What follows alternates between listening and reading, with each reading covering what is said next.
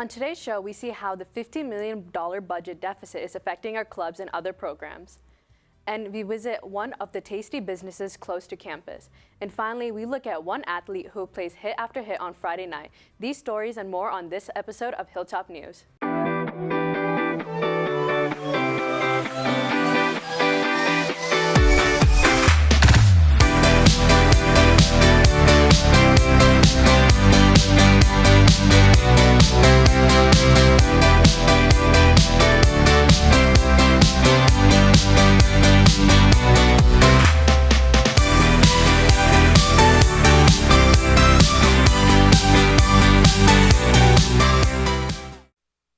What's rocking, Rock Nation, and welcome to the second episode of Season 5 of Hilltop News. Live from Studio 1060, I'm Yuktha Vangaveti. And I'm Tashvi Pasupulati. We have a great show in store for y'all today, starting with our top story. Since the start of school, we've heard from students about course fees or increases to club fees. Yes, Yuktha, I've noticed this in my CT course as well, so Hilltop News found out why. Prosper ISD estimates a potential $15 million budget shortfall due to the state's funding formula not keeping up with inflation costs for goods and services. With budgets becoming more frugal, the effects are trickling down to students in the form of higher club and course fees campus-wide. Addison Lefkoff has a story on how this affects students and teachers here at the Hill. With clubs starting up, students find their organizations have had fee increases. Junior Isabella Rogers is a member of HOSA, Student Council, and Spanish Honor Society, and she is feeling the effects of this cost change. Each club comes with a club fee, and what I've seen is since last year, the club fees have grown about an extra $10, so it's kind of crazy. The theater department is feeling the money crunch as well, and looking for ways to pivot. Student Council is now in charge of the homecoming dance as a way to fund their campus service activities. But that in turn took away the fundraising source for theater. In years past, they used the money from HOCO dance tickets to fund their productions. Rock Hill Theater experiences a budget cut every year from the Fine Arts Department because their budget that they're allotted from the district is smaller every year. And so we lose, every year that I've been here, we've lost a little bit of money.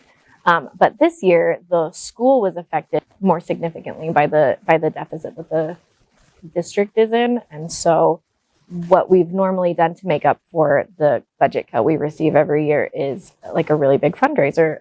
Theater used to be in charge of hosting homecoming.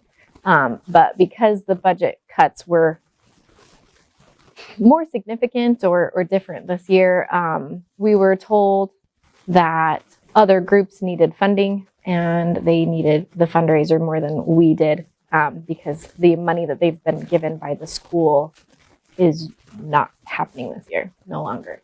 Assistant Principal Sharon Kelly says all organizations are concerned with funding sources, forcing them to get creative or depend on parent booster clubs for additional support.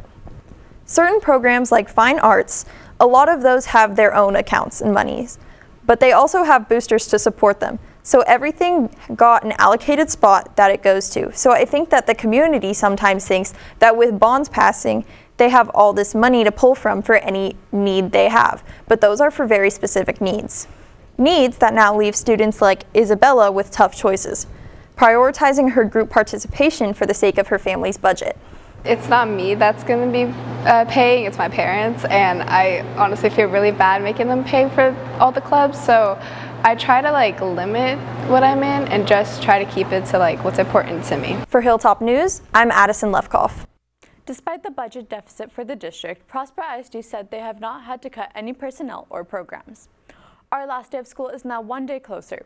At the school board meeting on Monday, the board approved moving the last day of school to Thursday, May 22nd, instead of the 23rd for high schools only. This change is due to setting dates and times for graduation ceremonies for all 3 high schools. Our graduation ceremony will be Friday, May 23rd at 9 in the morning. Tomorrow is North Texas Giving Day. North Texas Giving Day is the Communities Foundation of Texas' largest donation drive, and the Prosper Education Foundation is one of more than 25 nonprofits benefiting. 100% of the donations to PEF will support programs like JROTC, grants, scholarships, and Hope Squad. Speaking of Hope Squad, a follow-up to our story last week. Hope Squad created a petition to increase the amount of years students may be enrolled in a class. We followed up with Senior Hope Squad leader Noah Keene about the petition. He stated that there have been 87 signatures and plans to send it to the district once the petition reaches 100 signatures. You can find the link on our Instagram story. If you've noticed the construction on Highway 380 just across from us off Coit Rd, construction for a new McDonald's has started, along with other establishments such as Starbucks.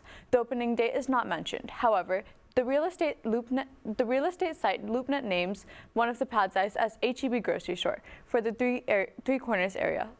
While there is a lot of development happening nearby, there are also local family-owned businesses making a place for themselves in our three-corner area of Collin County.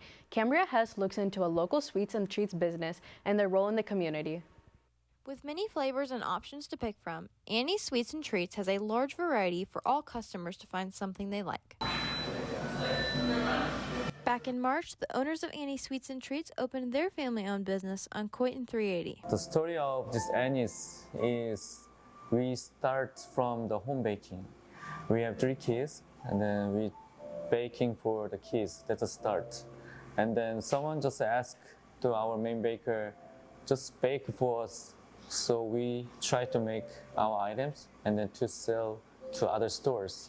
And then finally we got the Annie's. With this location being so close to campus, students look at it as not just a place for a sweet treat, but also a place of employment. A lot of times I see people's parents come in that I know and like people that I know, as well as like classmates and other students that I know. At Annie's, they have a variety of different menus and things to pick from for all customers.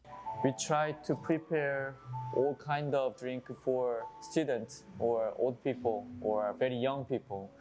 And also we are not like a good, like big company. So we always change our items or we can add, we can fix, so we can listen what customers say. If they want, can you add this menu? We can do it. The owner of Annie's Sweets and Treats keep in mind their goal to make it a fun gathering spot for all people in the community. For Hilltop News, I'm Cambria Hess. Annie's Sweets and Treats is hiring, and you can apply by emailing jjwholesomepeople@gmail.com if you would like to work at Annie's. Now turning our attention to weather with Samantha Mitchell. Samantha, did you see the full moon last night? Yes, Yuktha, it was a combination of a supermoon and a blood moon, which is a lunar eclipse that makes the moon appear red. The partially cloudy skies could have impacted some of our views. As we look at the 5-day forecast, we can see sunny days ahead of us. Today there is a high of 92 and a low of 73 degrees with winds up to 10 miles an hour. Thursday is a bit warmer with highs up in the 90s, and you can see more of that all the way until Saturday. Even though it doesn't get cooler on Sunday, it is the first day of fall, so we can look forward to cooler evenings coming soon. For Hilltop News Weather, I'm Samantha Mitchell. Thank you, Samantha. Speaking of fall, Maxwell Lee is in the studio to catch up on all our fall sports. Max? Thank you, Yuktha. Starting off, we have our Blue Hawk volleyball team. They took on McKinney Boyd last Friday, playing an early home game due to Boyd's homecoming game that night. The girls played a close game, unfortunately losing all 3 sets, 25-22 in the first, 25-17 in the second, and 25-20 in the third. Then last night, the team traveled to Plano East Senior High School, again losing in 3 sets, with 25-19 in the first, 25-13 in the second, and 25-18 in the third. This unfortunately marks 4 straight losses for our Blue Hawks with no game on Friday night. The team has a week to prepare for their next match up against Plano next Tuesday. Cross country was close to home again this weekend for the Lovejoy Fall Festival at Myers Park in McKinney. Matthew Kaznick finished in the top 20 to lead the elite boys to a 10th place finish. The varsity girls placed 7th place after a top 20 finish for Brindley Thomas and Madison Ortiz. This Friday, cross country travels to Wiley. This week, the Blue Hawk football team hosted the state-ranked Allen Eagles at Children's Health Stadium. Our Blue Hawks knew this would be a tough one with the undefeated Eagles. Some positive yards at the start of the game motivated the Blue Hawks. Also had a 49-yard goal by Jordan Cartwright, which got us on the board, but the final score was 3-44 for Allen. Everyone's got their part on a Friday night game at Children's Health Stadium. The players, the fans, the spirit groups. Chris Scrimardo tells about one student who's going above and beyond, performing not only in the game, but also for halftime. Football isn't the only thing keeping Trevor Janik busy.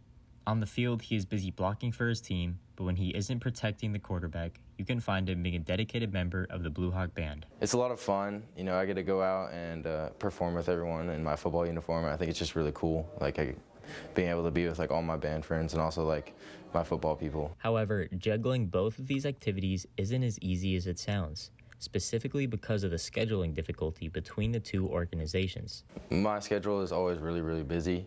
I've had to set like a whole bunch of reminders and calendar stuff, and I